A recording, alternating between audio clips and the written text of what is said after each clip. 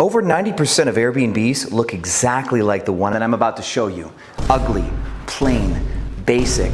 And because Airbnb barely has 10% occupancy worldwide, you have to be in the top 10% to make money. But I've got good news for you, my friends.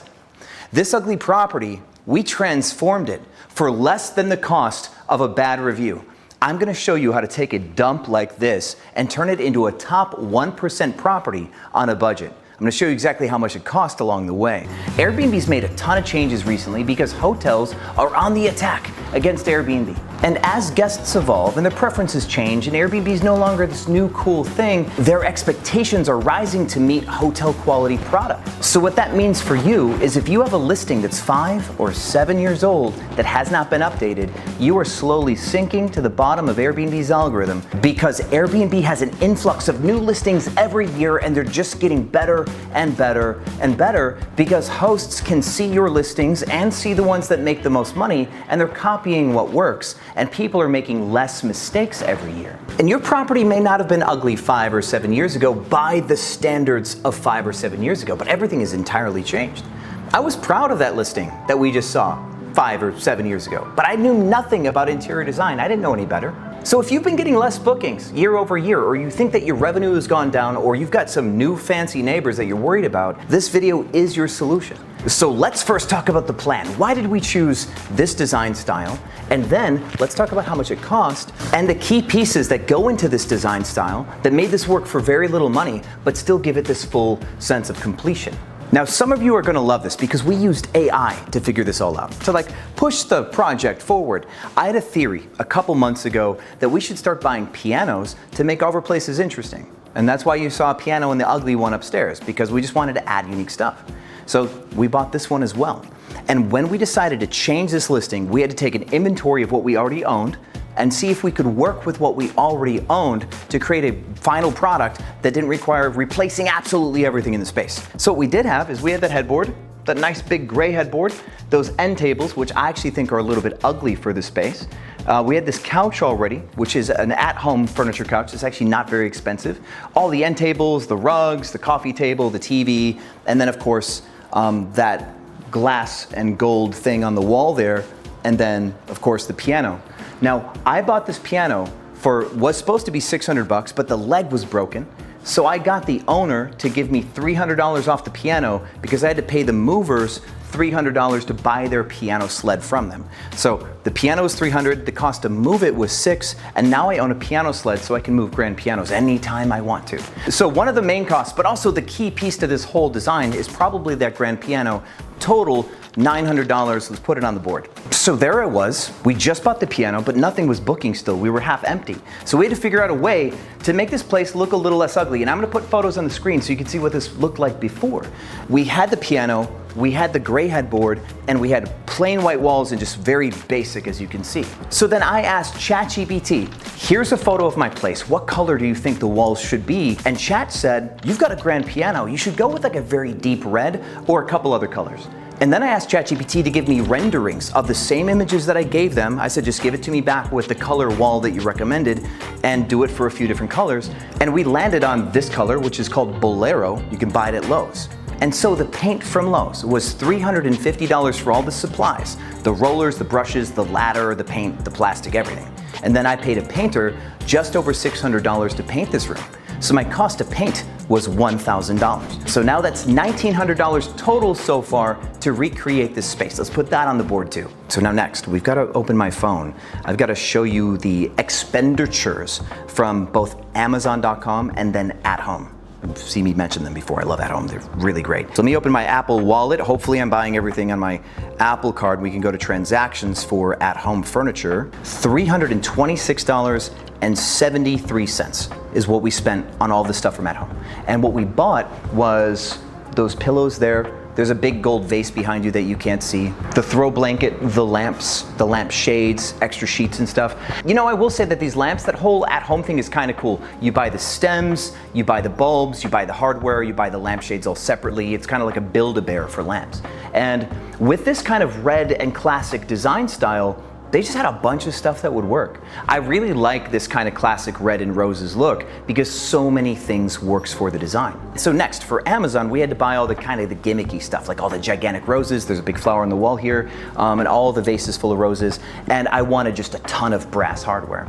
The end table that I'm gonna show you, that actually assembles. It's really cool. It's like 3 pieces and it screws together. It's absolutely wild. And then of course all the vases and everything like that. And there's also this really cool French bench that I bought, like a park bench, but I'm like, it's going in here. And it looks like the totals for this, we've got 120, we've got 80, we've got 160, and I think we've got, so 280, 120, that's 400, plus 60, plus 80, that's like 560, 540, 550, roughly 550 for everything. So we've got 327 and 550, that's another 900 ballpark-ish. So the total cost for the makeover of this home was just a hair under $3,000, all the way in. And that included replenishing sheets and stuff like that. Oh wait, there is more, but it's not here yet. And my logic for this last change that we're about to pull off is this king bed is really unfortunate looking, just tucked away out there. It's not a premium sleeping situation, even though it's a king. So I decided to buy a bunk bed. Wild, I know. For a place that looks this nice, I'm still gonna buy a queen size lower bunk and a twin double XL twin top bunk. And that's gonna go over there against the wall where if people need the extra sleeping space, it's there, but it's tucked away enough that it may not cause a problem. And if people don't like it, I'll throw the thing away, put it in a different unit, and bring this second king bed back. But we're gonna test it because I think being able to sleep more people is still an important thing. So this sleeps 2, that sleeps 2, we've got a rollaway bed that's 5. But then with the bunk bed, we can sleep 6 instead of 5. And that extra count gets us to show up in more searches, and we technically have extra beds. And for any of you that are big market research nerds, there's something that I've been doing with my students just within the last couple of weeks, which is instead of doing supply and demand gap finding based on literal persons that a home can sleep, we're starting to do it by beds.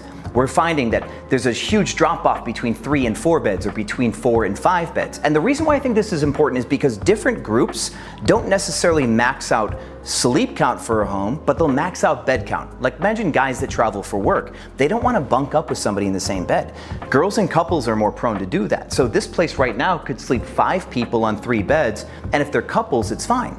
But we're gonna have 3 guys max in here, for example, because we only have 3 sleepable surfaces. This isn't exactly a guys only kind of place, but for you, your property may be more neutral, and this could really be a big deal. Okay, now my friends, I hope I have your permission to get a little bit nerdy, because I know some of you want to be the best Airbnb host on the planet. And I have some awesome concepts that I'm about to teach you right now that'll help you determine what type of design style is going to be perfect for you. I want to introduce you to these concepts: scarcity and contrast, perception of effort, underserviced consumer archetypes, say that 5 times fast, and the copycat method, which is cheating. If none of this sounds like it makes any sense, just stick around to the end and use the last one. The first one, scarcity and contrast. This room is red. Red. All right, now focus. I can probably count on 2 hands properties that have red as their main color in Dallas. A lot of people use white and gray and blue. The building across the street, one of my students has almost 100 properties, and he picked them up while I was in my dark blue phase. And now all of his properties have dark blue walls. And here's the mistake that he made. To have everything look exactly the same, and then to show up on Airbnb search where everything is dark blue and there's tons of them, you've commoditized your product. This lack of scarcity means that somebody knows that they've got ample opportunity to get your dark blue space, and now they're gonna look for the best deal. Because if there's 100 cans of beans at the grocery store and you don't care which brand you pick, you're going to hunt for the right price. So now that this room is red, and the one upstairs is purple, and the one a couple doors over is dark brown, and we're gonna do another one like a sage green, all of these will be so unique that if somebody sees the one iteration of this listing, they will not see 5 or 10 other ones nearly like it, which then creates scarcity. And people will see 100 listings that are white or dark blue, and then one that's red. And they will be worried that they won't be able to get this red one anymore because it's the only one that they can see. And what lends to this scarcity is the contrast. Because if your property looked a little bit like somebody else's, they might bundle you in to all the white or gray properties. Robert Cialdini talks about 6 principles of influence, and I'm pretty darn sure scarcity is one of them. And this is where I have to confess that we made a mistake. or we haven't full send committed enough yet, and we may have to come back and redo it. The ceiling is white. In the ChatGPT version that it spit out, it gave me roses, it gave me that gold mirror, and the ceiling was red. We were able to buy almost everything else, but my painter was a little skittish about painting the ceiling, so now we're putting this on the market without it having a red ceiling, just in case, and hopefully it sells. But the lack of red on the ceiling is actually a strike against concept number 2, which is perception of effort. Hopefully we've done a good enough job that this isn't going to be so important. Having a piano is something that very rarely people have. Having the mirror on the wall, people don't really put stuff like that. Having all these vases full of flowers and the nice pillows on the bed, all of this stuff says we as hosts are trying. People make their decisions through the photos. They don't make the decision in reality. They're not standing in the room. They only can see through the photos to try to make a determination on multiple things. This may bend your brain, so please like the video if you haven't yet. They are going to try to assess the quality of the listing, but also the character of the host. If you've ever heard me make fun of Globo Gym properties, this is exactly what I mean. Some rich guy can pick up a 10-bedroom property, put a pool and a hot tub and a basketball court and all the fancy stuff, and then the furniture's plain, the walls are plain, the art is all from At Home or Marshall's Home Goods or whatever. Nothing is character, nothing is class, nothing says, I am a host and I cared about launching this property and my heart is inside of it. And if you don't have a property that says, I'm right here with you, people can tell. There are too many absentee landlords that move from the long-term rental space to the short-term rental space because the money was good. But did they ever care about hospitality? Absolutely not.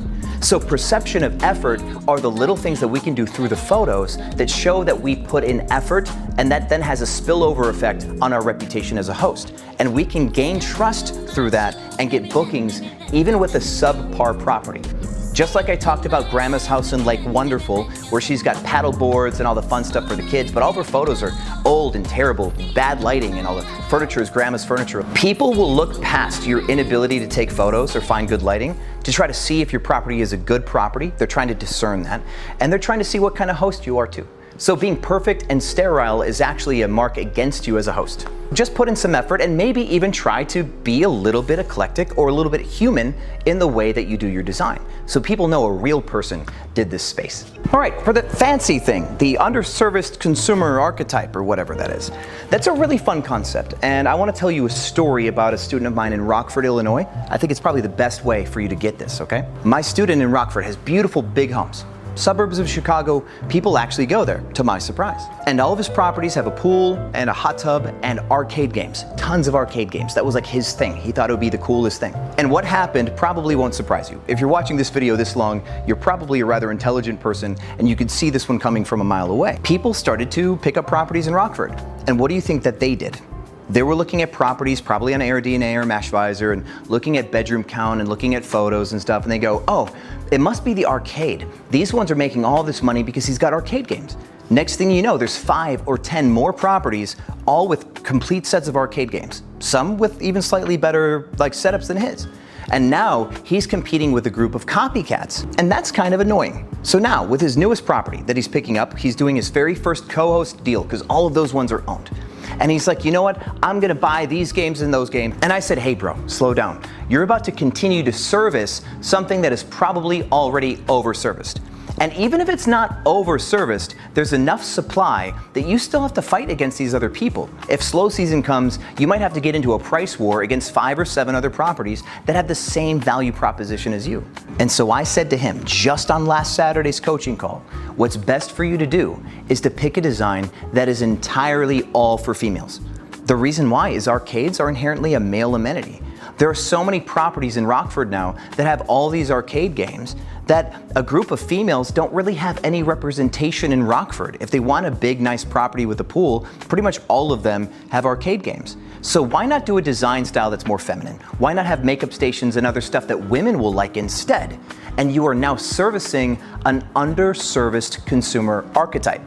And the consumer archetype would be female travelers. I'm absolutely certain there are female groups that would go to Rockford. It can't all be guys. But if it is all guys, then his next property will fail, and he'll probably want a refund for my coaching program. And that would be sad, so hopefully I don't let this guy down. But for you, it's the same thing. This red room is underserviced because everything else is blue. The grand piano is underserviced because nobody has pianos. My orange property, in a way, is also underserviced. There's nothing that funky or weird. Nobody has an orange property. And so that one people call kitsch in a 5-star review. Can you believe that? So when we do market research, we're looking for patterns. In the Airbnb algorithm, they'll put the best stuff at the top, the stuff that they're most likely to sell. But we're then looking for volume on offerings. So if Airbnb is pushing, feminine style properties or properties with pools or properties with rooftop decks, whatever, we're gonna try to find the stuff that has to exist for us to get paid, but then we're gonna look to see who's delivering what at what volume. And if we find that there's like only 2 properties that have, say, a downtown view of Dallas from a certain side of town, then that's underserviced. One of my students in Atlanta were working on something just like this. We found that there's not enough townhomes with a downtown Atlanta view. Everybody wants to be in the high rises. There's tons of beautiful properties in all these high rises in Midtown, but very few people have big houses with a rooftop deck that looks at the skyline, and that's a different experience altogether. Not everybody wants to be in the high rise. Underserviced consumer archetypes. You're also smart enough to realize that the copycat method is essentially everything that we've been talking about while I've been trying to teach you these concepts.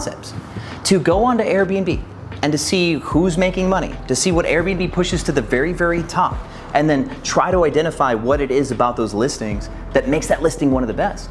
And then try to find a property that you can pick up and then copy that other listing pixel for pixel. That's the copycat method. Now the waters do get a little deeper. Like we've mentioned, bed count is more important than bedroom count. And the view out the window, it can be so entirely important. Like in Dubai, if you don't have a Burj Khalifa view, you're not gonna make as much money. In Rome, if you have a Roman Colosseum view, your revenues go up 250%, sometimes even 300%. So it's more than just going to AirDNA and looking for bedroom count and then looking what color the couch is. It gets way deeper than that. So if you'd like me to teach you exactly how to copy a listing, knowing what to look for in the listing and what you can ignore, and maybe even take 2 listings that both are individually amazing, but both are making mistakes, and jam them together into a super property, I can teach you to do that too. I have a toolbox full of research techniques that can reverse engineer exactly how much somebody is making by the year without paying for software, to find gaps in markets, to find trending listings, to see through the algorithm and what the algorithm is actually pushing, and to see if the algorithm has enough of or does not have enough of the stuff that they want to push. I can help you determine supply and demand, net profitability. I can help you pick up the properties that get the most revenue the fastest so you can reinvest into another property really quick too. There's a bunch that you can do.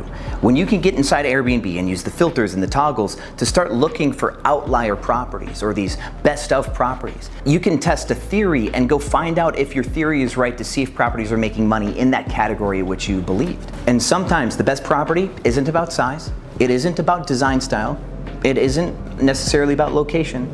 It could be one of any of those 3 or more. So if you really want to learn how to pick up the very best property or take a property that was not so pretty and transform it into something that your new customers will love, I can coach you through that whole process. And I can be really real with you about your listing, what it needs to change and what's good enough. And then once that listing looks the best it can look, I can help you price your listing to maximize your revenue too. Since that's what this channel is usually known for, is pricing strategy, right? So thank you for watching this video all the way through to the end. I will leave a market research playlist in one corner and a design and furnishing playlist in the other corner. You can pick your journey, choose your adventure per se, like the R.L. Stine books. Thanks as always, my friends, and I will see you on the other side.